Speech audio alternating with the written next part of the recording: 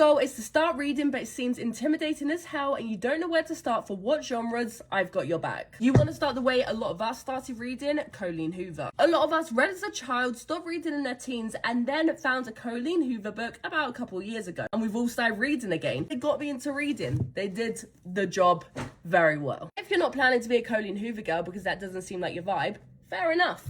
You want to be a spicy girl? I've got you. Pucking around. Only way I can explain it.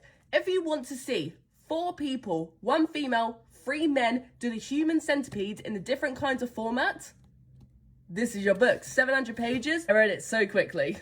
Next, Hunt Me Darling. This is about Agent Alex Darling, and she is trying to find 2 murderers. The 2 murderers end up finding her, stalking her, and she ends up liking it.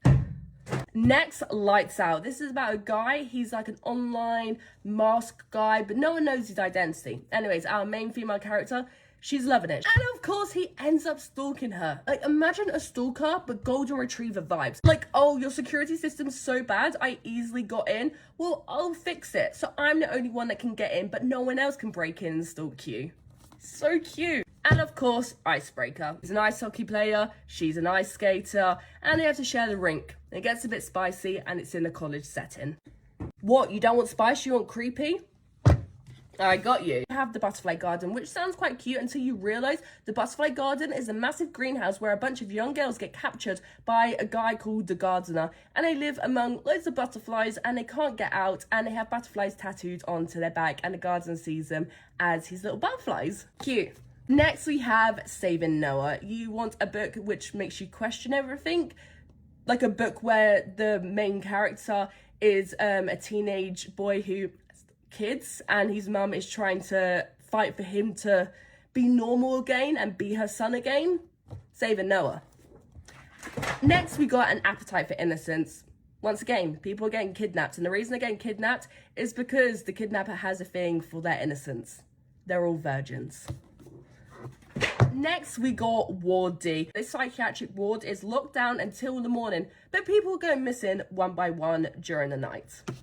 Not fancying that? You want a bit of fantasy? I've got you. First, we got Throne of Glass. Read Assassin's Blade first. People tell you to read it third or fourth, read it first. Then it's in chronological order. You will feel more when you read the second book. I cannot say much about this series. The thing I will say, because there's about 8 books in this series, if someone said right now, if you give me £1,000, I will take all the knowledge of this book out your brain and you can read it for the first time again, I would say here's £2,000. We're doing it twice. You want a fantasy book where it isn't just all about the love, but you've got loads of romance in it, but you've got amazing plots, you've got found family, you've got funny characters, you've got flirty characters. Also, I feel like with a lot of books, you just get one male character that you have to fancy. This one, you got options.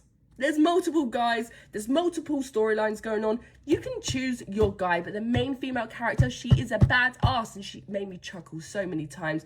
I'm like, you a crazy girl, but I love it. Next, we got Powerless. This is a fantasy YA, so if you're not wanting spice, but you're wanting the plot and some romance, this is perfect. This is about our girl Payden. She lives in a world where everyone has powers, except her. If anyone found out, she would... That's it for her. Then she accidentally gets put in these games, and these games are actually to show your powers, essentially. It's kind of like the Hunger Games in a way, but they're kind of demonstrating all their powers during it. She don't have a freaking power. Next, we got Shatter Me. It's such a good fantasy series to start with. It has no spice, it's YA, but it's super good if you're trying to get in the fantasy world because it has slow world building, it's not overly complicated, the magic system isn't too much. It's like dystopian fantasy. There's magic in it, but it's more dystopian. Next, we got Zodiac Academy. You want your spice, I heard you. You want all these men, you want all this fantasy stuff. You want fairies, mermaid people, werewolves, dragons. You want Pegasuses. You want Pegasi. You want everything. Zodiac Academy is about 2 twins. They live in a mortal world. Magic does not exist until someone comes into their normal world in their apartment. And this man who's magical, who's in the twins' apartment, it's like, hey, you two, you need to come back to me, to this magical universe, because you two are actually heirs to the throne. So you need to come back, you need to come to the school of Zodiac, and yeah, start learning your powers and then get on the throne. And they're like, what the fuck? And you don't want any of that, and you just want a romance with zero spice? I got you. Lavuk with love. Let me just tell you that spice isn't always necessary. You know what is necessary? Waiting until they make accidental contacts like this for 300 pages, waiting for them to hold the eye contact and until one looks away because they get too nervous. This is about two figure skaters and then they have to work together. They have to be partners and they're a little bit rivals in the ice skating world. And next we've got Binding 13. There is a lot of romance, but there is a lot of trauma and a lot of crying. You're not going to get any spicy scenes because these are kids. They're like 16, 17 years old. So we don't want any, there's none of that. We don't want to read about kids. That's disgusting. But what you will read is about a bunch of friends who go through extremely traumatic experiences. I mean, the second book, I was gasping for air because I was crying that much. Like, there was snot coming out of me everywhere, tears everywhere. Lovely series. But it still broke my heart in 10 million pieces. Fuck me. My recommendations. Let me know if you want any more.